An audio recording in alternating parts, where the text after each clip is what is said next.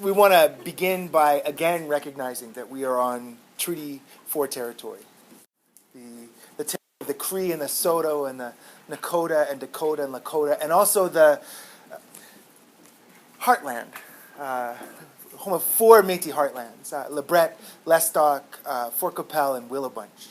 So I think Chelsea made pretty clear this morning that we need to be clear that when we're talking about these homelands and these territories, that we're recognizing that we're still not in good relations with these nations. So that's something that I'm going to start adding when we do these intros. So more than just reciting history, this recognition is necessary for us as settlers.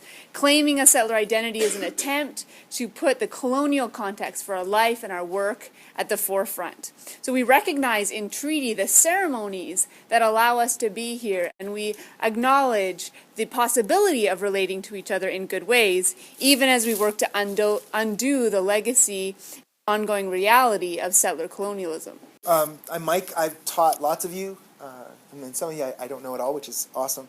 I'm white. I'm a settler, and I teach here in the Faculty of Education, so I work in teacher education. So I'm Claire Kreuger. I'm a grade 3 French immersion teacher in Moose Jaw, Saskatchewan. I'm a white educator. I'm also a mother to 5 kids. 3 of them are my own biological children, and the oldest 2 are my Saulteaux nieces that my husband and I adopted 5 years ago. So not only am I a white educator, but I'm also a mother to Indigenous children. So this allows me sometimes to see things that my colleagues might not see and to feel things that they might not feel. I want to describe for you a class experience that Claire and I had together. And it was the summer of 2015, so last summer, and I was teaching a class on curriculum theory and development. The class was made up of 25 graduate students, mostly from southern Saskatchewan, and most of the students were white, although the class did include a Métis man, a Cree elder and residential school survivor, and an Inuk woman from Nunavut. And 2 of those students were fluent in their Indigenous languages. The class was part of an anti-oppressive institute, with all students participating in a morning session on anti-oppressive education and teacher activism. Both the morning and the afternoon sessions made frequent reference to the recently released final report of the Truth and Reconciliation Commission's inquiry into the Indian residential school system in Canada, and made deliberate and explicit attempts to include Indigenous perspectives and voices. So we know that both the academy and the classroom, even elementary classrooms, are deeply colonial spaces, interested in creating and maintaining what Willie Ermine has called the brick wall of embedded practice and belief of Western universality. So we know these things, but at the same time, we as educators were called, both ethically, really, and explicitly, like we were this morning with Chelsea's keynote, when we're reading the TRC's calls to action, we're explicitly called to start to deconstruct that colonialism, to make space for Indigenous knowledge and ways of knowing, to create what Willie Ermine calls an ethical space of engagement in our classrooms, to work towards reconciliation. Now, we frame this work that we're doing in terms of decolonization, and we're thoughtful about what we mean when we say decolonization. And we take seriously Tuck and Yang's definition of decolonization, that it's ultimately about repatriation of Indigenous life, land, and resources, and that this is our goal, albeit long-term. So in the immediate future then, what we're looking to create then is to deconstruct the colonial nature of our classrooms and our relationships so that we can get to a place where we can imagine ultimate decolonization as both possible and imperative. And figuring out how to do this effectively and ethically as educators is really one of our primary responsibilities. But most especially for white educators like myself and Mike, who need to really find ways of doing this work well, but also on our own, without constantly relying on the time and expertise of our Indigenous colleagues. And because we need to learn how to do this on our own, it makes it uncomfortable work. This presentation explores the difficulties, the messiness, and the potential rewards of this uncomfortable pedagogy. We are interested in what it might look like, and we also want to argue that, especially for white educators, it's necessary for us to be uncomfortable in order to deconstruct whiteness and colonialism in the classroom. My PhD research examined how teacher education at the University of Regina produces white people. and they hired me afterwards. So, in our grad class from last year, I was attempting to explore how curriculum, specifically a technical, rational approach to teacher education, racializes teachers, produces whiteness. Including the absent presence of Pamela George seemed crucial. Pamela, a Soto woman, was murdered by a classmate of mine, Stephen Comerfield, and his friend, Alex Ternowetsky, in my first year as an education student. Nothing in my first year or in any subsequent years would have allowed me to understand race or racism or colonialism and the role of education in perpetuating these things, even though a fellow education student was responsible for this crime. So on the second day of our class, Mike projected this picture of Pamela George up onto the screen. And as I looked at Pamela's face, I saw the faces of my daughters, of my sisters, and my friends. And I looked at the women at the table. There was my longtime Enoch friend from Nunavut. We taught together in 2000. There was my newly met Cree friend. And I wondered what they were thinking. I'd been doing a lot of reading for my master's about indigenization and the problems of white educators deciding what indigenous content to include. And it felt for me in that moment that this was really questionable indigenous content. I thought that Pamela George's story was being made as something for us, mostly white students, as a story to consume, that we were being asked to consume her pain narrative, that her story was being commodified for pedagogical purposes as a spectacle for our settler colonial gaze. Furthermore, at my table were these two Indigenous women, and I worried that Pamela's story was hitting too close to home. But I didn't say anything. As I taught, I was remembering my 1995 classroom, which was Ed 317, right, just down the hall. I remembered the assignment on Piaget and learning. I worked in a small group with Stephen Comerfield, presenting on Piaget's stages of cognitive development. I described for my grad students the course content and my memory of Comerfield, who was a star basketball player with huge hands. I remember his hands. I want my students to understand the closeness of this colonial violence, this gendered violence. Both Comerfield and I were produced through our schooling to have limited understandings of racism and our privileged whiteness. It's important to me that my white students understand something about Pamela's humanity and about white supremacy that Stephen and I could not when we were students. So Mike gestured with his hands in that class, as Stephen Comerfield's hands, and his personification of Pamela's murderer was unnerving, particularly since her face was still looking down upon us. And I thought that even in death, this woman can get no peace, that there's no dignity for her, even now. And I wondered how she would feel about her image coming to personify the very real female and indigenous price of white male privilege. And I wondered about these boys, these men, faceless in this class, their mugshots nowhere to be seen. They got their privacy, their anonymity. They got to live. And for over a decade, they've been free. The class ended, and students silently went their ways. And Mike came over to me and asked if I was okay, my discomfort clearly betrayed on my face. And despite having already decided that I wasn't going to say anything, I accepted Mike's offer to discuss the class. Claire had been a guest in my class multiple times. I knew her teaching work as excellent, as sharp and engaged, and now she was uncomfortable with what I had just done. Oh boy. We head back to my office and I can tell that she's unsettled. She asks me about the picture. We talk about the difference between the murder of Pamela George and the murder trial of Alex Ternowetsky and Stephen Comerfield. She asks why I did not include their pictures. I listen as Claire describes the re-victimization she felt. I listen as she laments that these men get to remain anonymous. It gets worse. Claire isn't sure about what her Indigenous colleagues were feeling, but she was at a table with two Indigenous mothers.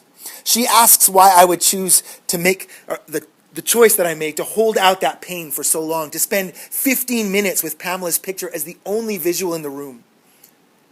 Does Pamela George's family get any say about how you use that picture? What are their wishes? I don't have a lot of answers. I'm sweating. I don't know. I try not to be defensive. I know about my choices. I know why I decided to engage the class this way. I had taken to heart the hashtag Say Her Name, the call from Black American activists to put the names and stories of the female and trans victims of police violence at the forefront. So I can say Rekia Boyd's name. I can say Sandra Bland's name.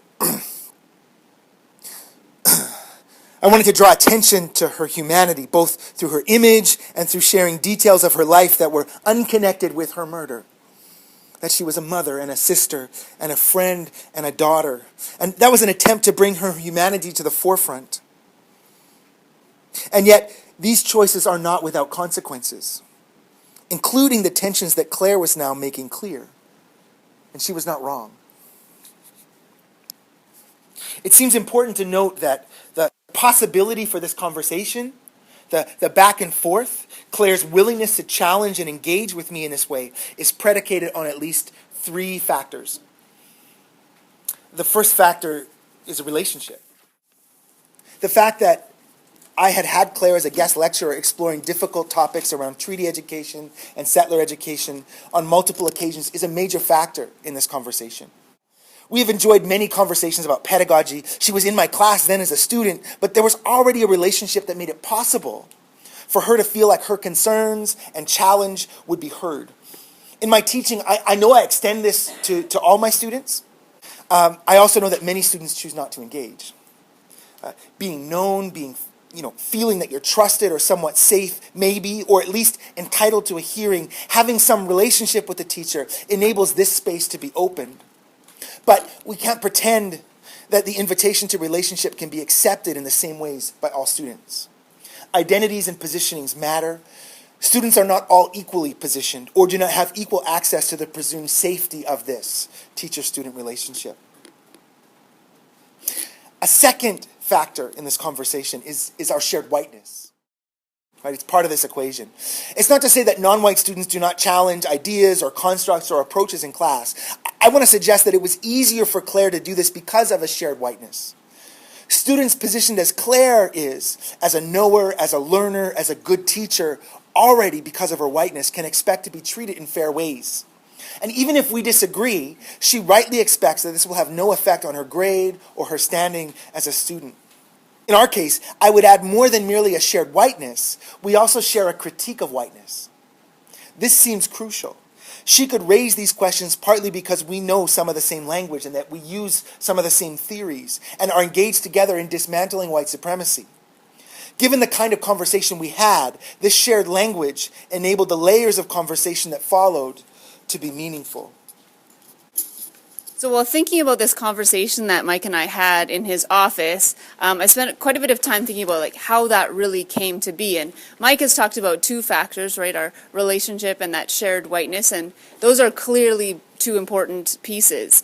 But I think the deciding factor for me was Mike's humility, his accessibility, and the way that he had really positioned himself as a fellow learner. Ken Montgomery, who I just saw about 10 minutes ago, also from the U of R, uses the idea of pedagogical humility to describe this kind of anti-oppressive work. According to Ken, the point of humility is to engage with and take seriously diverse and even contradictory knowledge claims. Teaching in this way requires an openness to being wrong. It requires the conviction that, in fact, you will get it wrong. Beyond our intentions as anti-oppressive teachers, the realities of mediating these difficult and unsettling conversations and experiences in class ensure that we will miss the mark sometimes and possibly frequently. Humility requires that the teacher expect these missteps and not only remain open to the corrections that may come, but to seek out those corrections. The only way that Mike and I came to have this conversation was that I saw in him an openness, an explicit, deliberate, designed uncertainty about his pedagogy. I felt that not only was Mike open to hearing my concerns, but that he wanted to hear them. And so I asked Claire in my office, what would you think about having this conversation tomorrow in class? We'll start right here. You can ask these questions publicly, and I will respond publicly. The messiness of this work and the myriad pedagogical decisions, these would be worth exploring in a fishbowl. Mike and I sat in the middle of a circle of chairs, and the dynamic of the class suddenly shifted. The gaze was on us, it was on me, as a student now centered in this conversation. There was an uncomfortable silence. This was weird. But there was a powerful symmetry to what we were doing. While during the previous class I'd been uncomfortable with our white colonial gaze being centered on Pamela George, now suddenly the gaze is centered on us. And there were Indigenous students in the room centering their gaze on our whiteness. And this was uncomfortable. But I also felt confident, right? I felt that I was right. I'd organized my thoughts into these compelling sound bites. I expected to find favor in the room. And so we began, first Mike, then I, then Mike, slowly dissecting the previous class. There were head nods and sounds of agreement from around the circle. But as Mike and I each painstakingly explained our positions and our thoughts, something became immediately clear. We were both right and both wrong. That everything we do as white educators in a colonial space is really messy. Naming Pamela George, using her story, is both wrong and right. There is no correct path. Everything we do is problematic. If anything, the one right thing is this transparency, this deconstruction, making explicit the pedagogical choices made and showing what these choices have allowed to be possible and what they have rendered impossible.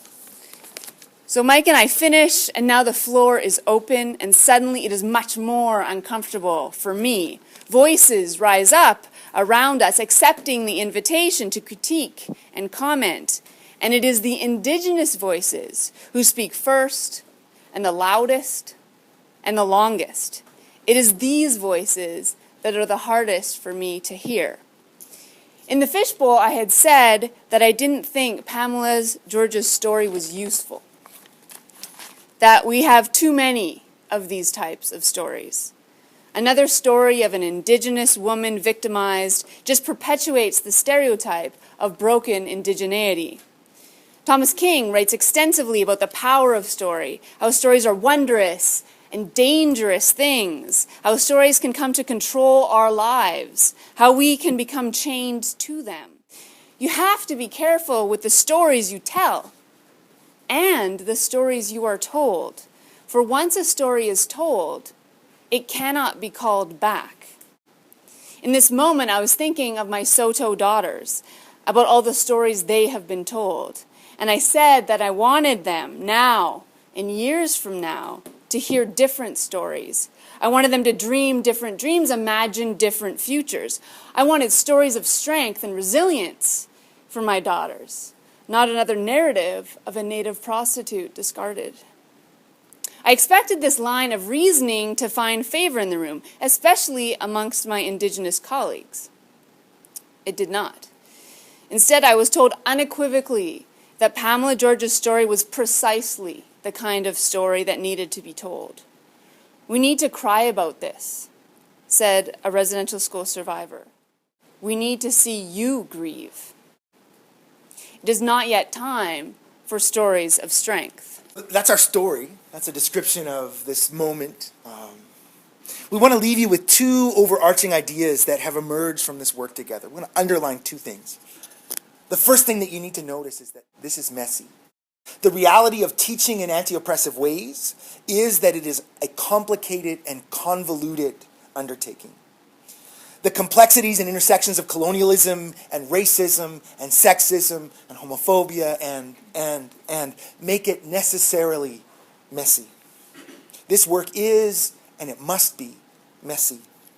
So the second piece to this, and is something that actually got brought up this morning in the keynote and retweeted quite a bit, was that this is uncomfortable, right? The necessity of this being uncomfortable, particularly for dominantly positioned people, right? So if the realities of the world don't make us uncomfortable as settlers, as white educators, we are reading the world wrong.